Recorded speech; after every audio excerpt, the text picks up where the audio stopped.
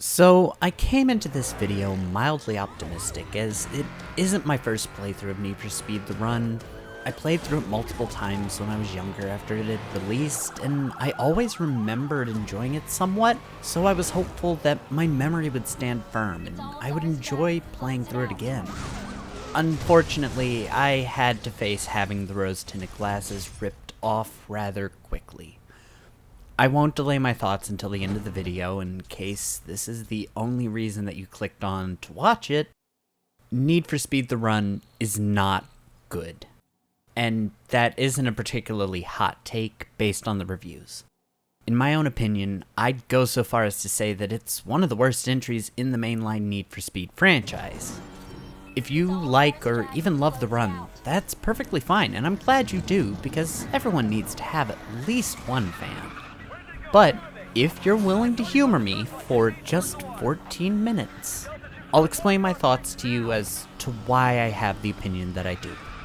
So let's not delay anymore. Let's look at Need for Speed The Run.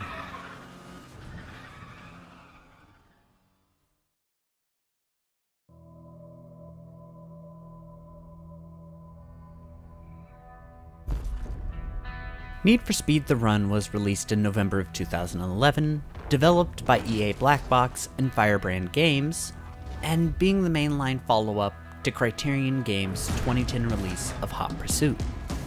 I could see a lot of concepts I enjoyed in Hot Pursuit within The Run. The game gave you a huge sense of speed, the cars had the same weighty feeling to them, and the game looks amazing for the most part. However, cracks quickly began to show as I slowly dug into the game.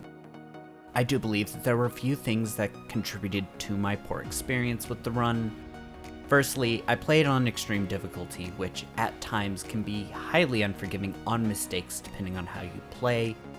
Secondly, I played it quite literally right off the back of finishing Hot Pursuit, having booted up The Run for my first play and recording session for this video before having even started scripting for the Hot Pursuit video, so I was able to compare both games strongly. My biggest issue with The Run has to be driving physics and vehicle handling. While The Run gives cars the same weighty feeling that Hot Pursuit had, the cars also feel far pointier on the nose, which was definitely necessary for some of the races, especially the ones that took place on crowded highways. The problem is that it made the cars feel like I do after chugging down 2 cans of Red Bull, a pot of coffee, and a 5-hour energy. Hyper jittery and extremely lazy all at once. While it was possible to fly down a highway or a road and weave in between traffic, it never really felt like I was in control of the car when I did so. It always felt as though I was simply a passenger in the car, hoping that it wound up in the spot that I wanted it to. Along with all of this, any type of turning that requires you to slow down feels absolutely awful in this game. With The Run, gone are the days of hitting a seamless drift around a sharp corner to keep your momentum going in a race. Now you're required to slam your brakes, hope the car decides to stop before giving the wall a massive hug, and waddling around a tight bend until you can finally look at the throttle without the car wanting to do its best Von Giddens Jr. impression. Looking back on it, I can see why the wall ride meta was so popular in Need for Speed The Run, especially in the online mode that it had on release. This is such an issue because actually drifting and sliding the rear of the car will cause you to hemorrhage speed, and exiting a drift cleanly without overshooting the exit and losing precious and important acceleration time is a difficult task to achieve. While I understand that the drifting in Hot Pursuit wasn't realistic, The Run also isn't meant to be anywhere near close to a sim, so the decision to destroy the aspect that made Hot Pursuit's handling so fun just baffles me. 90-degree bends such as what you find in the city sections aren't as bad, as you can typically find some way to carry a bit of speed through them, but they still feel like they really kill the momentum of a high-speed race that the game seems to aim for. And when you find sections that have 2 of them put back to back, it really causes the pace to slow down quite a bit, and it can be difficult to try and quickly navigate both of the corners subsequently. Speaking of the races, however, I can't really consider them as races. Everything is so scripted. Opponents will rubber band to catch up to you, even if they smash headfirst into something that would flat out end your race. If you make a mistake and fall behind, they'll slow down and wait patiently for you to catch up before starting to race again. No amount of speed will let you outrun the racers or police. You can be doing 200 miles per hour down a highway and look back to see a police SUV barreling towards you as if powered by a jet engine. And it always happens at the exact same parts of the exact same races. I found that most of the time, the only thing that mattered in the race was the last half mile or mile. Before that, I could have my car in top gear, at the rev limiter, physically unable to get any speed, and the opponents would just speed up enough to edge past me and then slow down to match my pace until the end of the race. Barging NPCs off the road as if I was driving a 200 mile per hour semi down the highway was almost the only consistent way to try and gain those final meaningful positions. I'm not saying every race needs to be easy enough that you can blow by the NPC drivers, then scuttle off in the distance with only a leisurely Sunday stroll, but if you run a race perfectly without losing any excess speed, you should not be physically incapable of even passing the NPCs that are at the front of the race. Now, I did say almost. So what was the other way? That would be waiting for the racers to do what they did best. Fuck everything up. I've never seen a game with NPCs that drive as bad as The Run. They would randomly swerve into vehicles that they were plainly going to avoid, drive into you for no discernible reason, cause massive pileups that made the race all but impossible to win, and genuinely just be the biggest nuisances I have seen in a game to date. But bad AI, lackluster physics, and overly scripted driving isn't that bad as long as everything is consistent, right? Well, along with everything I've already said, the cars tend to get extremely twitchy and unpredictable when cresting a hill, leading you to fight the car more often than not. If most tracks were smooth or flat, this wouldn't be a huge issue, but large hills, unsettling bumps in the road, and obstacles that act as ramps are commonplace throughout most of the levels that you'll be spending your time in, and you end up spending more time fighting the car to stay on the road than actually racing the opponents. This is further compounded by the camera. If you play with Chase Camera, all I can say to you is Godspeed. It reacts wildly to what is going on with the car. Turn hard into a corner, it will push towards the side of the car, start slowing or braking. I hope you enjoy looking through your rear window because you're about to get up close and personal with the ride of your choice. Continuing the theme, however, the camera isn't even consistent, as I had multiple occasions where I was flat out through a shortcut that already had poor visibility, and the camera was shoved so close to the rear of my car I could swear that I could smell exhaust fumes from the mufflers, making the already poor visibility I had even worse to try and deal with. But you said the graphics are good, so the game must have looked beautiful to play, I can hear you saying already. And while I hate to be the bearer of bad news, the tracks become very bland extremely quickly. They reuse so many assets, track designs, and color palettes that very few locations are notable to me. Really, it's just the Rockies, Death Valley, and West Coast that felt like they had a unique design. That is 3 of the 10 stages that comprise the entire game. While some stages would have a one-off race that looked unique, it really didn't make up for the glaring issue that caused this bland feeling. Multiple occasions where they straight up reused the track layout, assets and all, from one track to another in an entirely new location. It's hard to see a location as being unique when I know that I've already driven this exact layout with the same exact visuals, even though I'm in a completely different area.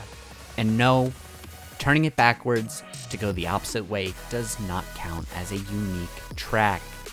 This was an especially glaring issue in the major cities. I think that's enough rambling about physics and track design though, so I'll pose a question to everyone. What is one of the things that makes a Need for Speed game so memorable? For me, it's the soundtrack. The original Underground, Underground 2, Most Wanted, Carbon, Pro Street, Hot Pursuit, each of those games had an amazing soundtrack that stuck with me. I would load into the game just to drive and listen to the songs. For the Run, there is no rotating soundtrack though.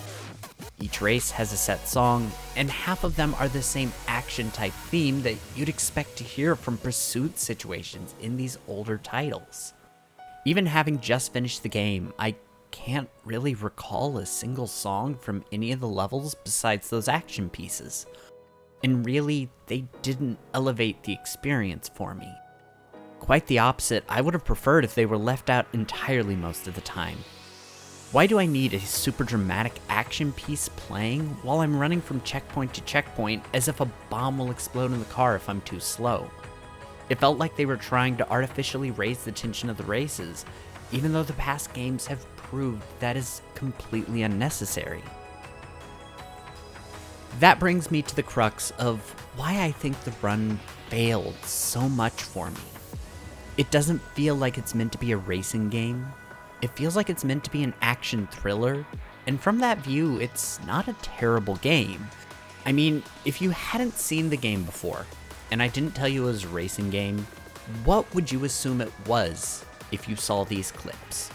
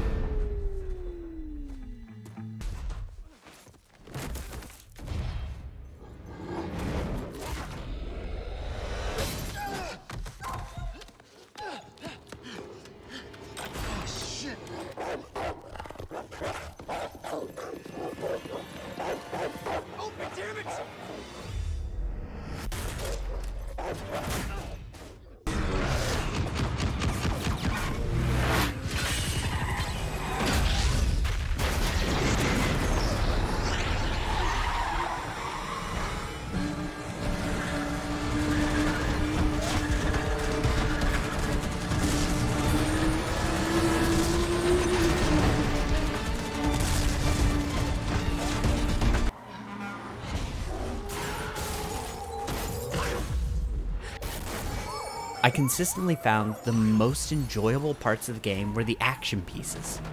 Running from the cops, being chased by the mob, watching Jack fight through cops and escape the mob through a swath of gunfire. This isn't a racing game. It's an action game with far too much driving in it. If I wanted this kind of chaos and destruction, I wouldn't play Need for Speed. I'd play Grand Theft Auto. The Run is a game that feels like it isn't entirely sure what it wants to be, and despite setting itself up as if it would be a story-driven racer, fails to really develop any kind of a story. At no point do we learn a thing about Jack besides he owes a debt to the mob. We get a one-off line hinting that it's about gambling, but what kind of gambling? Why did he end up in debt? We learn next to nothing about Sam, your main companion for the race. How does she know Jack? None of the rivals through the game really get fleshed out either, or have a moment to do anything besides be a picture on screen with a few short sentences of text. And ultimately, none of the characters are really made endearing to the player. I found little interest in Jack's situation because I was never given enough reason to be interested.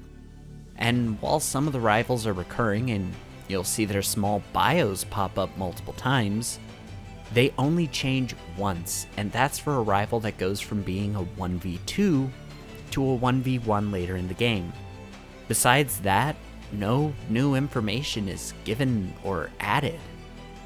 So, while it does have its odd charming moments of gameplay, they are so few and far between that I couldn't really consider recommending this game to anyone wanting to experience one of the older Need for Speed titles. This was my second attempt at scripting this video out, as I felt my original attempt came off far more hostile than was really necessary. So I wanted to try and clean it up some and mellow it out, give my thoughts in a, I guess I'd say, more palatable manner. So with that in mind, I hope that you all were able to enjoy the video. I'll leave you off with a collection of some of the dumbest ways that I lost a reset or an event, in case you're interested in seeing that. If you have a different opinion, feel free to leave it in the comments below. If you enjoyed the video, feel free to like or even subscribe. But either way, I'll see you in the next one. Almost ours, Jack. Close it out.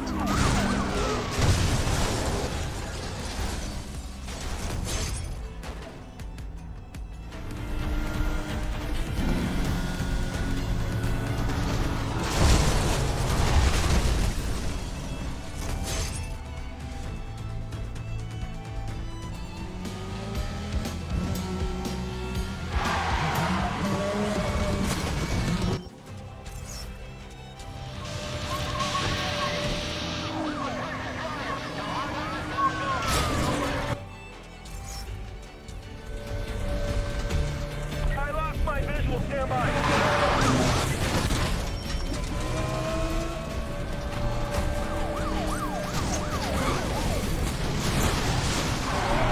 Unit down. Roll 1038 now.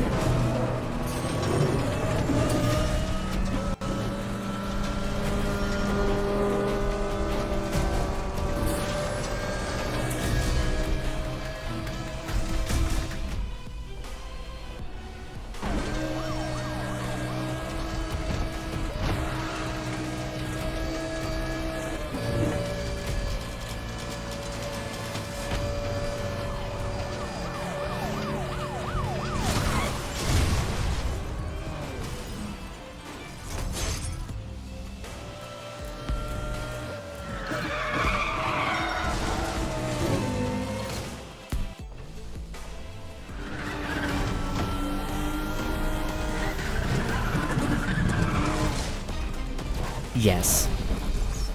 I just got reset for driving 2 feet up a small hill right next to the road.